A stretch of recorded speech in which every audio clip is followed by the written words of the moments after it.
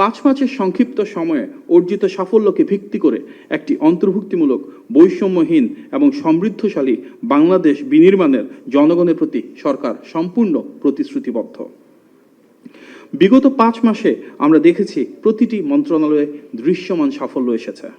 এই সফলতাগুলোকে আমরা মোটা দাগে 5টি বৃহৎ অর্জনে বিভক্ত করতে পারি।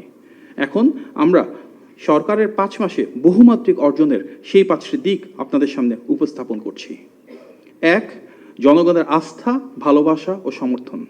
দীর্ঘদিন পর অবাধ, সুষ্ঠু ও গ্রহণযোগ্য নির্বাচনের মাধ্যমে গঠিত জনগণের এই প্রতিনিধিত্বমূলক সরকার দেশ পরিচালনায় সর্বস্তরের মানুষের আস্থাকে ধারণ করে এগিয়ে চলেছে। এই ব্যবস্থায় রাষ্ট্রীয় জবাবদিহিতা, প্রশাসনিক স্বচ্ছতা, বাক স্বাধীনতা, মানবাধিকার রক্ষা এবং আইনের অনুশাসন প্রতিষ্ঠার প্রতিটি প্রতিশ্রুতি অত্যন্ত দৃঢ়তার সাথে মাননীয় প্রধানমন্ত্রীর নেতৃত্বে রক্ষা করা হয়েছে। বিগত 2014 সালের ভোটারবিহীন একতরফা নির্বাচন, 2018 সালের আগের রাতের নির্বাচন এবং 2024 সালের একপাক্ষিক ডামি নির্বাচনের কারণে রাষ্ট্র ক্ষমতায় জনগণের প্রতিনিধিত্ব দীর্ঘকাল অনুপস্থিত ছিল। অবশেষে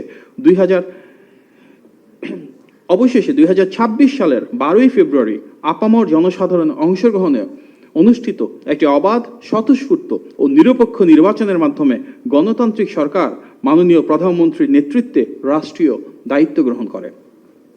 ফলে দীর্ঘ প্রতীক্ষার পর জনগণ ফিরে পেয়েছে তাদের অধিকার এবং সরকার ও জনগণের মধ্যকার পারস্পরিক গভীর আস্থা ও নির্ভরতাই আজ এই রাষ্ট্র ব্যবস্থাকে একটি প্রকৃত কল্যাণমুখী গণতান্ত্রিক সরকার হিসেবে সুপ্রতিষ্ঠিত করেছে।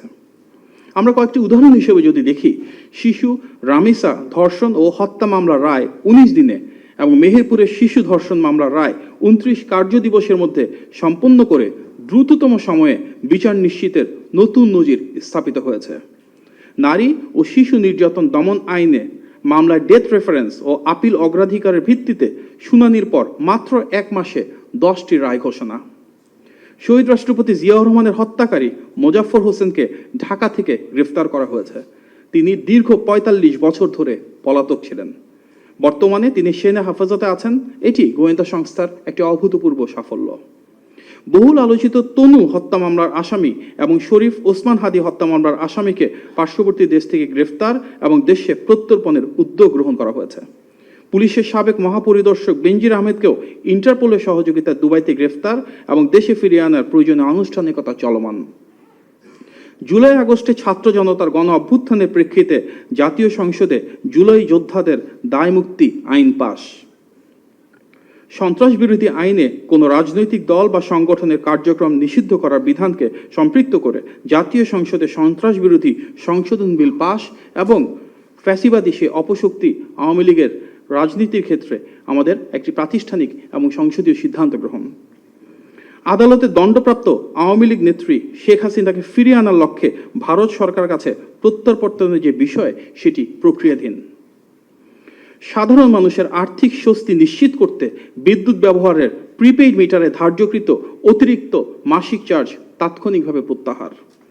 গ্রামীণ স্বাস্থ্যসেবা জোরদার এবং সেই লক্ষ্যে উপজেলা হাসপাতালগুলোকে 101 শয্যায় উন্নীতকরণ। প্রতিটি ইউনিয়ন ও শহরের প্রতিটি ওয়ার্ডে থাকবে স্বাস্থ্য ইউনিট, যেখানে পাওয়া যাবে প্রাথমিক চিকিৎসা সেবা। উপজেলা হাসপাতালগুলোতে আইসিইউ সুবিধা সহ জরুরি বিভাগ, ইনডোর ও আউটডোর সেবা এবং আধুনিক প্যাথোলজি সুবিধা সার্বক্ষণিক চালু। প্রতিটি ইউনিয়নে প্রাথমিক হেলথ কেয়ার ইউনিট গঠন এবং ঘরে ঘরে স্বাস্থ্য পরীক্ষা বা হেলথ স্ক্রিনিং কার্যক্রম চালু।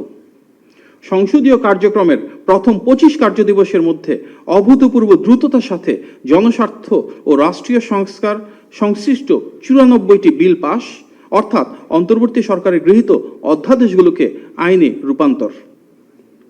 যৌথ বাহিনীর উদ্যোগে ইতিমধ্যে চট্টগ্রামের সীতাকুণ্ডের জঙ্গল সুলরামপুর, যেটা দীর্ঘদিন ধরে সরকারের নীতির বাইরে গিয়ে সেখানে আমরা দেখেছি কিভাবে সন্ত্রাসের নানান কর্মকাণ্ড পরিচালিত হতো, সেখানে অভিযান চালিয়ে কোনো প্রাণহানি ছাড়াই এলাকাটিকে সন্ত্রাসমুক্ত করা, যার প্রভাব আমরা সারা বাংলাদেশে আইন শৃঙ্খলা পরিস্থিতির উন্নতির মাধ্যমে দেখতে পাচ্ছি। পরিবেশ সুরক্ষায় দেশ জুড়ে আগামী 5 বছরে 25 কোটি বৃক্ষরোপণের বিশাল সামাজিক কর্মসূচি। ঢাকাকে দূষণমুক্ত করতে প্রাথমিকভাবে 250টি সর্বাধুনিক পরিবেশ বান্ধব বৈদ্যুতিক বাস চালুর ঘোষণা। ঢাকা শহরের ট্রাফিক ব্যবস্থাপনা আধুনিক ও গতিশীল করতে বেশিরভাগ গুরুত্বপূর্ণ এলাকাকে এআই বা আর্টিফিশিয়াল ইন্টেলিজেন্স প্রযুক্তির ব্যবহার শুরু।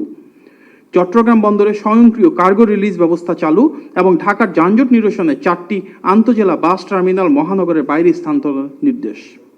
সুপরিকল্পিত অর্থনৈতিক ব্যবস্থাপনার ফলে মূল্যস্ফীতি হ্রাস পেয়ে এখন 8.71% এবং বৈদেশিক মুদ্রা রিজার্ভ বর্তমানে $36.58 বিলিয়ন রূপান্তর।